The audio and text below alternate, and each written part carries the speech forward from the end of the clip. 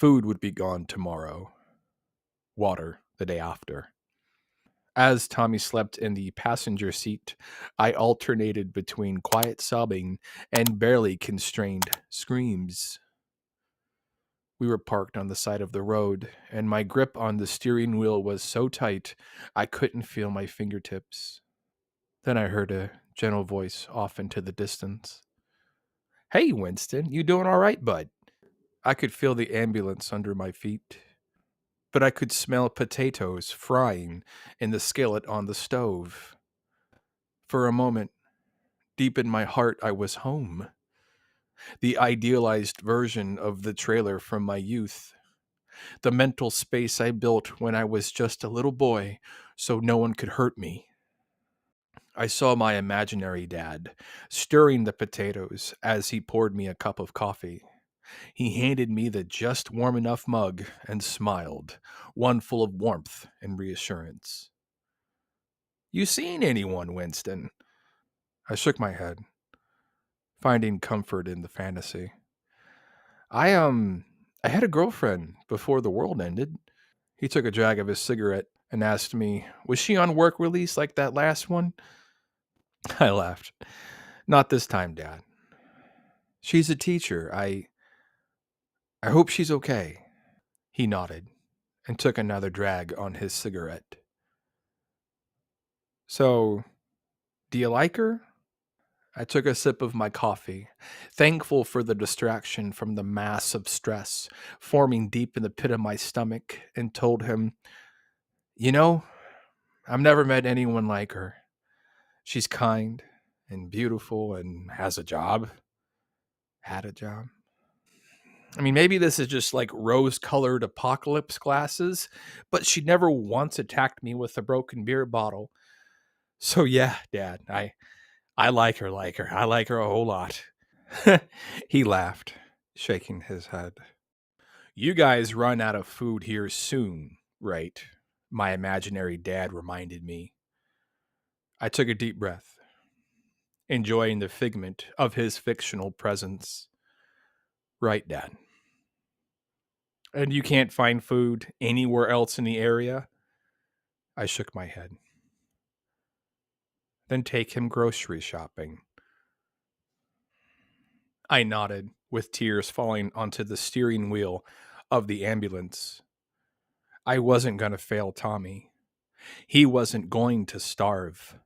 We were going to go to the grocery store and get food there, like normal people. I reached down by my feet and grabbed my final MRE, placing it in my lap. "Hey, Tommy," I said, gently waking him up. "Sergeant?" he asked, opening his eyes and scanning the surroundings. "Why have we stopped?" "Let's eat that last MRE, Tommy," I told him, opening mine.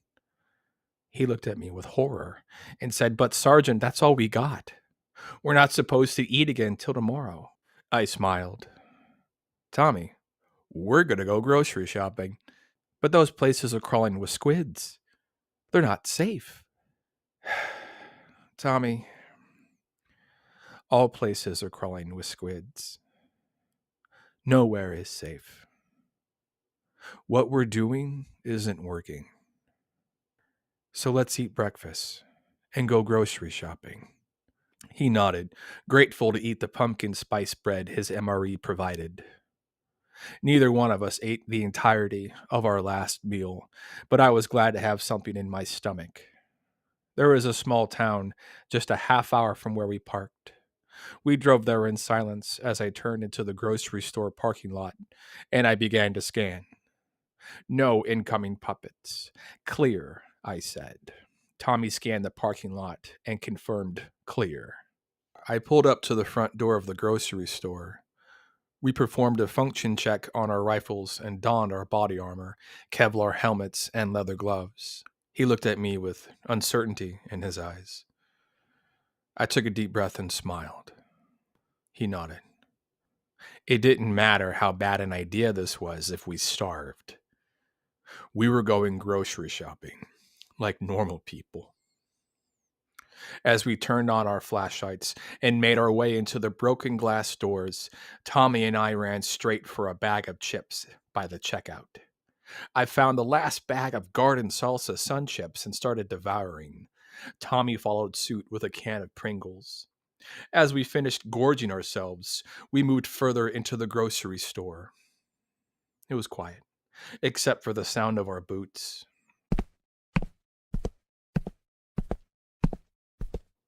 Tommy and I were both wearing duffel bags as backpacks, while we ignored just how bad the other one was starting to smell. The human heads piled up outside the pharmacy didn't seem to mind. Making our way past the pharmacy, we saw the soap aisle. All of the body wash was taken, but there were dollar bars of soap on the shelves still. Tommy smiled at me, and I turned to present my duffel bag to him, my rifle pointed outward. I heard a crack. Not a whip snap, but a crack. I held my right fist up as Tommy put the last bar of soap into my duffel bag. Our eyes locked. Tommy was motionless for a moment. Move, I said. We hurried through the store. 2 bottles of ibuprofen, a case of dried noodles, 25-pound bag of beans, 6 jars of low-fat peanut butter, and sugar-free jelly to make it exciting. We were making our way through the spoiled frozen section when I heard footsteps. I put my right hand up, eyes locking with Tommy. 2 more pairs of feet running at a terrorizing pace. Turning my right fist into a knife hand, I motioned 3 times forward. Tommy and I broke out into a dead sprint. I could hear the baby squids breaking out of their eggs, looking for a mouth to launch into. I heard the whip snap and felt the air rush by my left ear. 2 puppets found us, eyes completely black. Bloodied army uniforms, full, fat belly on each. Fuck me, this was a trap. I raised my rifle and shot at both, hitting the tallest one in the head. The puppet lost control of the body after that. The aliens needed a functioning brain to pilot their meat suit. He went screeching off into the store, aimless. That left only one, slamming me into the glass behind me so hard I heard a crack. But the plates in my body armor absorbed most of the impact. I grabbed my Gerber knife from my right hip and stabbed the temple of the beast, causing it to let go. Gurgling, the puppet lost control and began slamming his face into the glass across the aisle until his head broke through. Acid poured down the neck and slightly melted the glass. The puppet stopped moving after that. I fought back shaky sobs and told myself not to scream. I didn't have time to freak out. We had to get moving. Fuck, where was Tommy? Where'd he go? I looked around. He wasn't in the frozen chicken aisle. His duffel bag was next to mine. I ran down the center aisle, shouting his name. I found him in the coffee aisle, curled up on the floor. As I crouched down, I said, "Hey, bud, we gotta go." He opened his eyes. They were nearly all black. I took 3 steps back as he began to speak. "Sergeant, I'm sorry." I didn't have time to grieve this. The hive would be alerted soon. Only one thing left to do.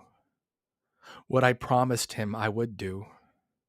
I raised my rifle and shot him in the head, and then 3 times in the chest, just to be sure.